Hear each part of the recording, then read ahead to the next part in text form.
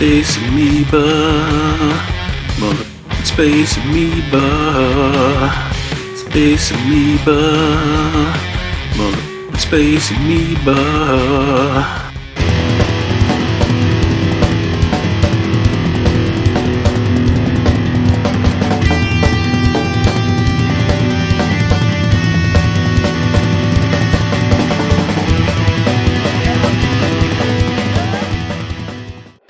Throughout all my years of fandom of Toho movies, I'd always known that they'd done like sci-fi movies. I kind of steered clear of those. I mean, there's that one with the starfish or whatever that looks really bizarre. No interest in that. There's Dogora, the one with a giant cloud with tentacles coming out of the sky. Even Matango, the mushroom people one, no monsters in that. No giant monsters anyway. One that does have giant monster in it is Atragon, about the nuclear flying submarine. I mean, that one looks pretty cool, and there is a giant monster in there, Manda. Haven't got around to see that one. And then there's Space Amoeba. Just assumed with the title like that, Space Amoeba, it's probably like some old 60s garbage sci-fi. Like, I'd heard the title, but I had no idea that this was packed full of giant monsters, full of kaiju. Well, okay, not packed full, but there's 3. I like Space Amoeba. So, what you get in this movie is, okay, a Space Amoeba, I guess. What it is, it's like this force. You don't believe in the Force, do you?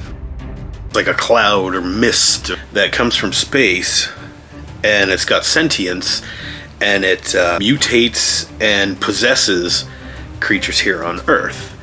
So that's the gist of it. That's what the enemy is. That's what the threat of this movie is the actual Space Amoeba.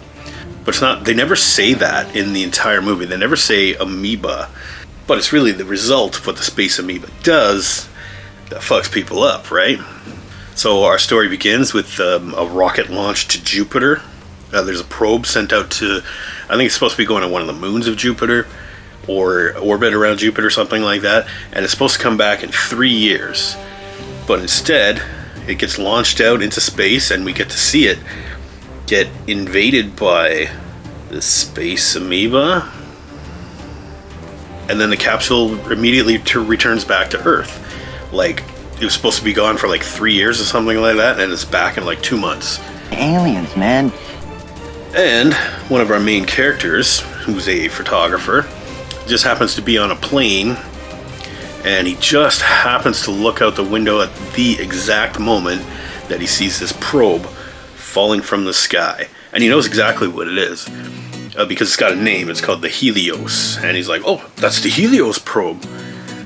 Like, how the hell do you know that? Did you see, like, you're in a plane, you didn't get hit by it, so obviously you didn't get to see it that well. I guess this guy's pretty knowledgeable about space probes for being a photographer. So the probe crashes back down onto Earth, and it lands near this island.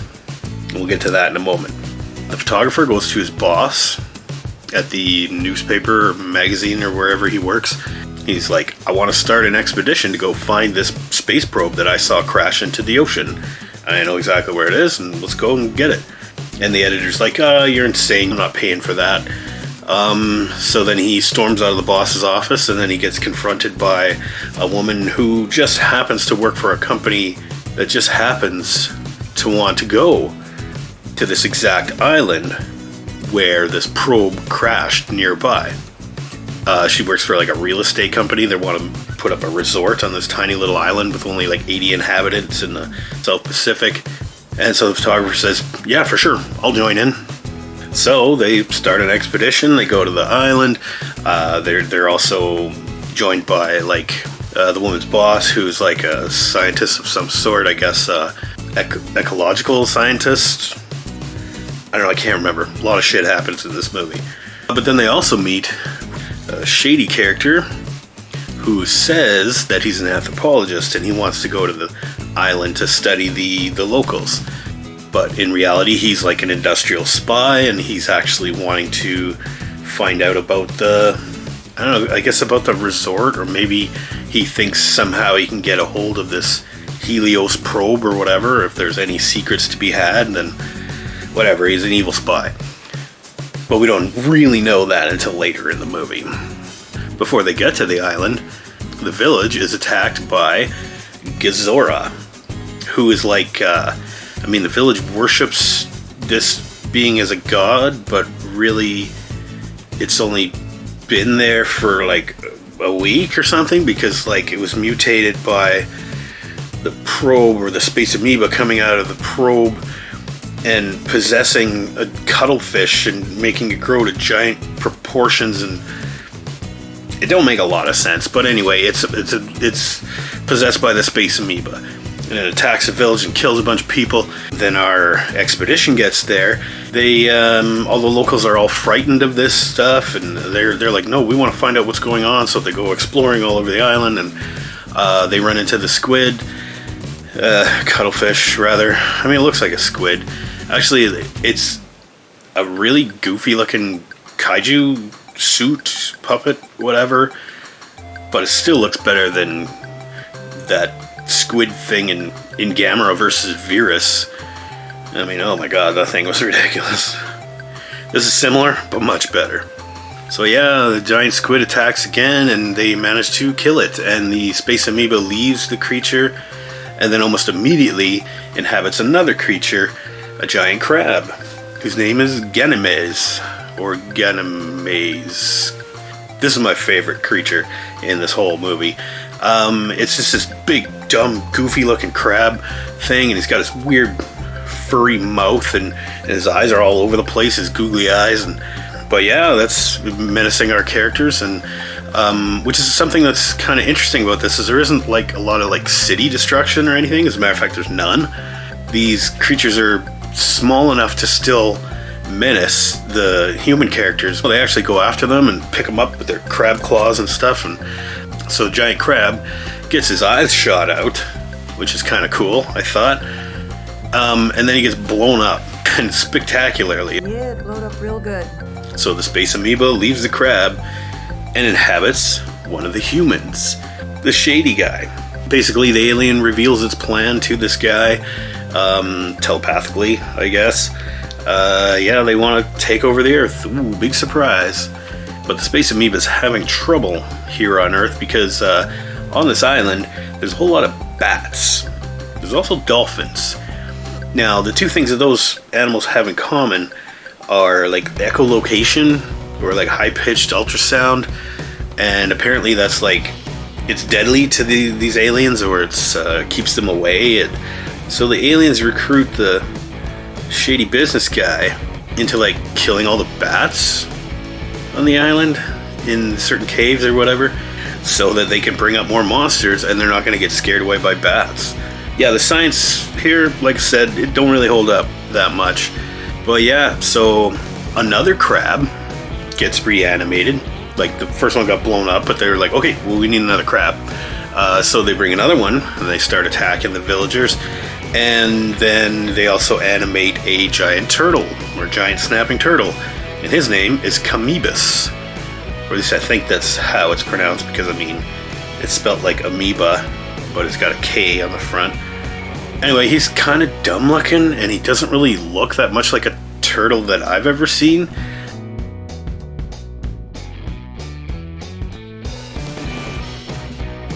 But it's kind of a neat monster. I mean, he's got that weird, like, Jack-in-the-Box neck or whatever. He doesn't look quite as stupid as the crab does, which is why I prefer the crab, because I think stupid is good, right? At least when it comes to giant monster movies.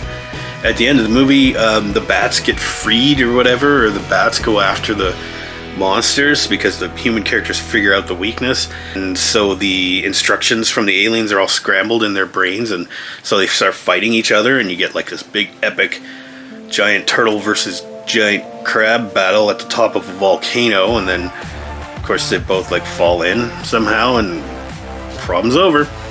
And then our bad guy, or the guy that was possessed by the space amoeba, has a change of heart after a heartfelt speech by one of the other characters, and he decides to sacrifice himself, jump into the lava, and basically kill the aliens, and the alien threat is neutralized. And that's the end of the movie. And then we get a waving shot at the end. Yay! Everybody's happy. You know, the village is still lost like half of its population. But hey, turtle fell in the volcano. Woo!